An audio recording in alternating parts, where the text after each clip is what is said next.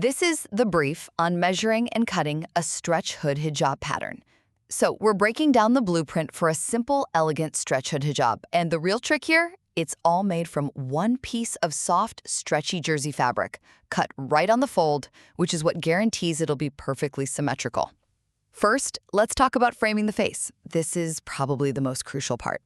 You're going to mark a gentle curve about 9.5 to 10 inches down from that top folded edge.